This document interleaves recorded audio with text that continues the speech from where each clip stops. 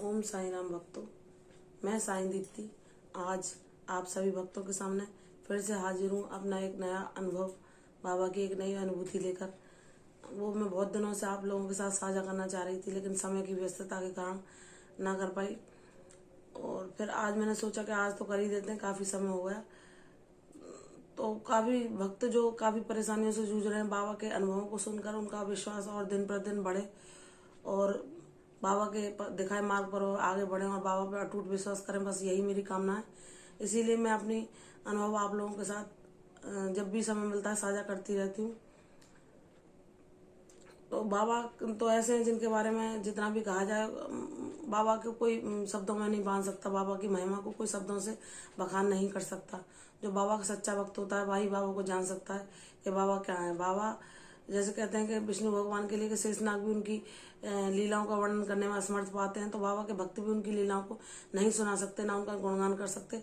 हाँ, सिर्फ हम कोशिश कर सकते हैं कि बाबा का कुछ बाबा के जो अनुभव है, बाबा किस तरह अपने भक्तों की सहायता करते हैं, उसे जिसको अनुभव हो चुका है वो बताकर और भी भक्तों को उसी क्रम से उसी क्रम में जोड़ें कि बाबा भी सब भक्त बाबा पे अपना अटूट विश्वास बनाए रखें और उनके दिखाए मार्ग पर चलते रहें।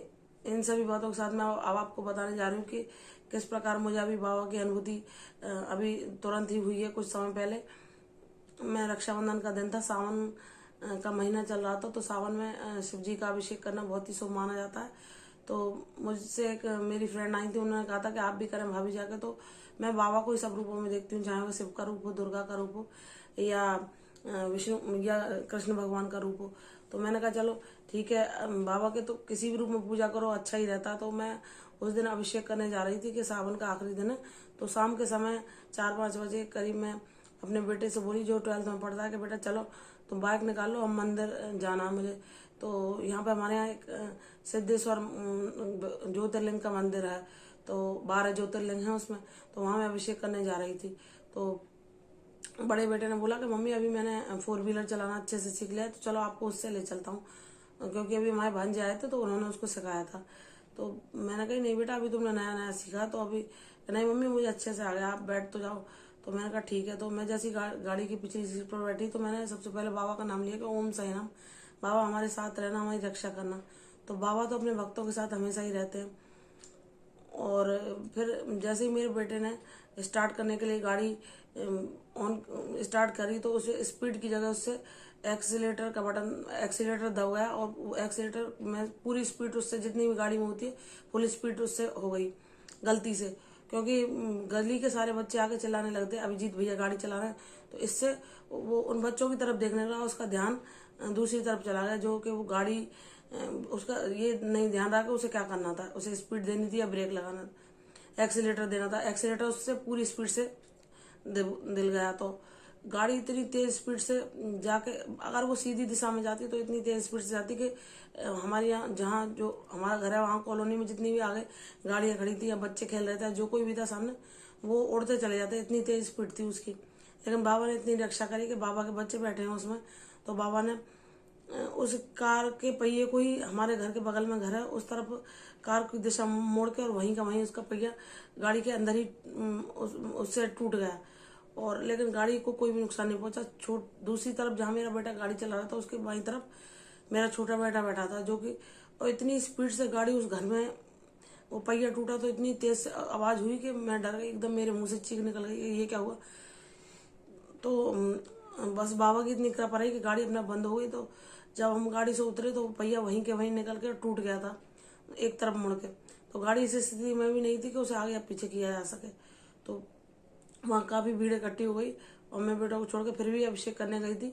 और आपको मैं उस गाड़ी के जो एक्सीडेंट हुआ क्लिप डालूंगी। तो बाबा ने उस समय ऐसा घटना हुई कि अगर बाबा हमारे साथ ना होते तो हम तीनों में से शायद कोई जीवित नहीं होता, क्योंकि अगर वो सीधी स्पीड से भी सीधे जाती रोड पे तो सारे लोग और हम भी किसी दीवार में जाके वो गाड़ी टूट जाती और विस्फोट हो जाता, इतनी तेज स्पीड थी उसकी, और हम लोगों में से कोई नहीं बचता। और जहाँ बाबा ने हमारे बाजू वाले घर में भी उसको, जहाँ पर ये टेढ़ा हुआ वो उस साइड मेरा बेटा था, अगर उस घर में भी घुस जाती तो मेरे बच्चे का क्या होता, मैं कल्पना करके भी डर जाती हूँ। लेकिन मेरे बाबा हैं मेरे साथ, वो मुझ पे मेरे बच्चों पर कभी आँच नहीं आने देंगे। और मुझे पूर्ण विश्वास है इस बात का, क्योंकि बाबा ने हर पल मुझे एहसास दिया कि मैं तो तेरे साथ हर पल हूँ। तेरे बच्चों की जिम्मेदारी, तेरे घर की जिम्मेदारी, तेरी सारी समस्याएं, तेरे घर का भार सब कुछ मेरे कंधों पर है।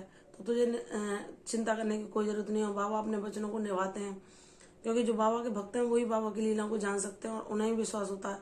मुझे पूर्ण रूप से बाबा पर विश्वास है और मैं ये कहती हूँ कि जो भी परेशानियां मैंने भी झेली हैं और अब मुझ जैसे और भी भक्तों की जो समस्याओं का सामना करते हैं, चाहे वो आर्थिक हो या रोग संबंधी हो या कष्टों संबंधी हो या आपके घर में कोई भी विवाद हो या कोई भी परेशानी हो और आप किसी भी परिस्थिति से जूझ रहे हैं, तो सिर्फ आप साईं साईं का जाप करते रहिए।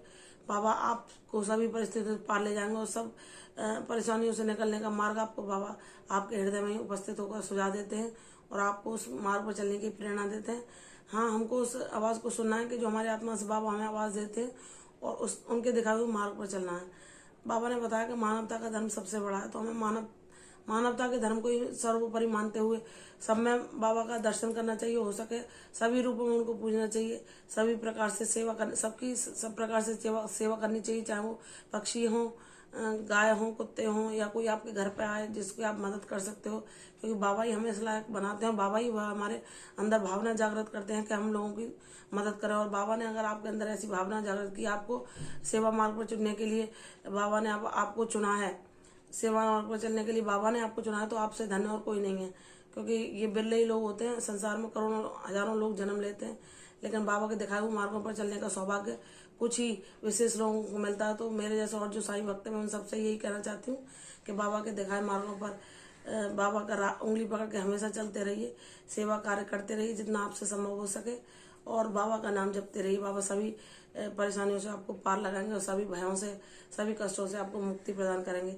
इसी के साथ मैं अपना ये अनुभव आप लोगों के साथ और आगे अनुभव साझा करूंगी। इसी बात के साथ मैं अपना बात को विराम देती हूँ और यह कहना चाहती हूँ कि आप सभी लोग बाबा विश्वास करें, श्रद्धा सबूरी बनाए रखें, साईं नाम का जाप करें। सबसे महामंत्र है साईं राम, जो मंत्र है वो सबसे महामंत्र है। बस सिर्फ उसका जाप करते रहना है, कोई आप पूजा नहीं कर सकते, कुछ नहीं कर सकते।